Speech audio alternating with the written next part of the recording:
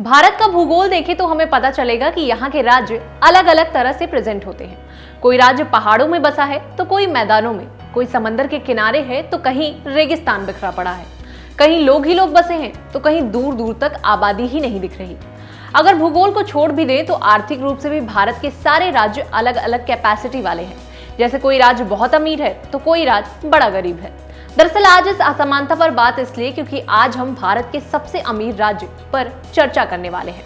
साल 2021-22 में सकल राज्य घरेलू उत्पाद यानी कि जीएसडीपी गणना के मुताबिक महाराष्ट्र, तमिलनाडु और गुजरात भारत के 3 सबसे अमीर राज्य हैं।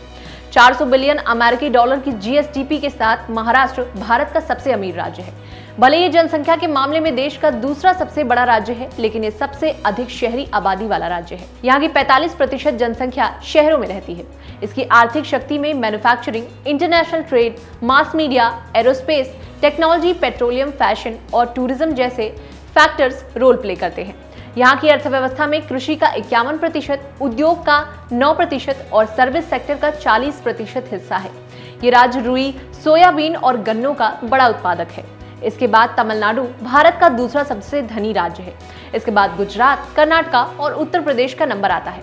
अमीरी की ये जानकारी तो हमें रीसेंट डेटा से पता चली है, पर अगर आप बिना डेटा के ये जानना चाहते हैं कि भारत का कौन सा राज्य अमीर हो सकता है, तो इसके लिए आपको उस राज्य के कई पहलुओं पर नजर फेरना होगा। दरअसल राज्य की आर्थिक क्षमता, संपत्ति और अमीरी कई आर्थिक और वित्तीय संकेतकों जैसे सकल राज्य घरेलू उत्पाद यानी कि जीएसडीपी, प्रति व्यक्ति आय और राज्य राजस्व के जरिए डिसाइड होती है। जहां जीएसडीपी किसी राज्य की अर्थव्यवस्था के आकार और विकास को मापता है, वहीं इसके जरिए एक राज्य की तुलना दूसरे राज्य से भी की जा सकती है। इसके अलावा प्रति व्यक्ति आय की गणना से राज्य में किसी व्यक्ति की कमाई गई एवरेज इनकम मापी जा सकती है और इसके जरिए अलग अलग राज्यों के बीच लोगों के जीवन स्तर की तुलना भी की जा सकती है। बात राज्य राजस्व की करें तो इसमें राज्य का वो सारा पैसा शामिल होता है जो राज्य सरकार को अलग सोर्सेज से जैसे कर, अनुदान और गैर कर राजस्व से मिलता है। इसके जरिए किसी राज्य की मौद्रिक शक्ति के साथ साथ उसकी वित्तीय ताकत और सार्वजनिक सेवाएं और बुनियादी ढांचे की क्षमता मापी जा सकती है। इन सब के अलावा मानव विकास सूचकांक के जरिए भी भारत में राज्यों की संपत्ति का आकलन किया जा सकता है।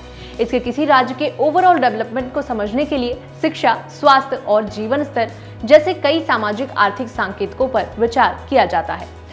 मल्टी डायमेंशनल पॉवर्टी इंडेक्स यानी कि एमपीआई इसी तरह का एक इंडेक्स है जिसके जरिए गरीबी के अलग अलग रूपों को जानने के लिए स्वास्थ्य, शिक्षा, जीवन स्तर और बुनियादी सेवाओं तक लोगों की पहुंच का आकलन किया जाता है। रोजगार और बेरोजगारी दरें किसी राज्य की आर्थिक गतिविधि के स्तर और नौकरी के अवसरों को बताने वाली होती हैं। किसी राज्य के लोगों के पास अगर बैंकिंग सर्विसेज, क्रेडिट, लोन और इंश्योरेंस फैसिलिटीज जैसे सर्विसेज तक अगर आसानी से पहुंच रही हैं, तो इससे ये पता चलता है कि कोई राज्य अपने लोगों या फिर व्यवसायों की आर्थिक समस्या से निपटने में किस तरह से कैपेबल है। इसके साथ ही औद्योगिक और कृषि उत्पादन से ये पता चलता है कि अगर किसी राज्य में कई औद्योगिक आधार और मजबूत कृषक समाज है तो राज्य संपन्न और आर्थिक संपत्ति वाला होता है। तो बस आज की वीडियो में इतना ही। इस वीडियो में दी गई जानकारी आपको कैसी लगी कमेंट सेक्शन में बताना बिल्कुल ना भूलें। ऐसी ही वीडियो के साथ फिर मिलेंगे, तब तक के लिए पढ़ते रहें, बढ़ते रहें। नमस्कार।